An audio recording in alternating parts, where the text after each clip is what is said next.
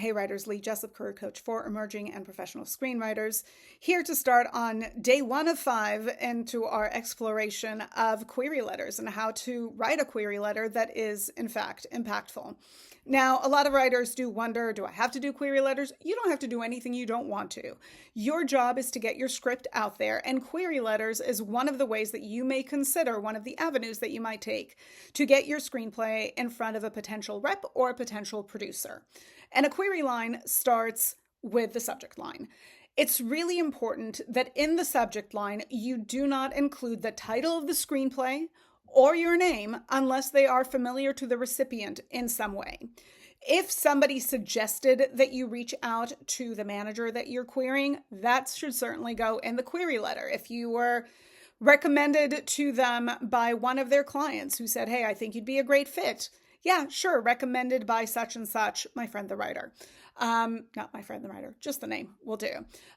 If your screenplay or pilot lives in an area that is highly actionable for the industry, right? If it's the type of movie or the type of pilot that there's great interest in the industry at this time, have that in the subject line. Use your adjectives. Really bring us into a what is this?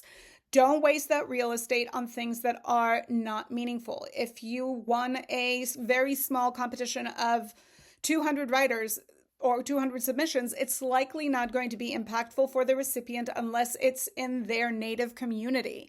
If ultimately it is not that, leave that out. However, on the flip side, if you are a finalist for the Austin Film Festival, you might want to put that in your subject line as Austin Film Festival or Austin competition finalist with terrifying horror script or something that could entice them based on things that are familiar and or of interest.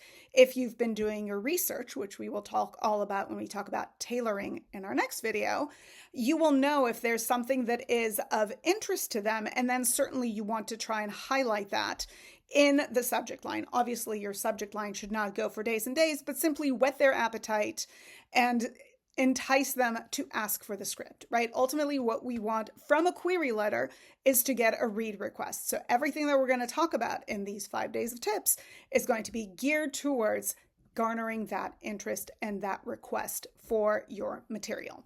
All right, I hope this was helpful. I managed to keep it short. I will do the same with the others, I promise, or at least I will try.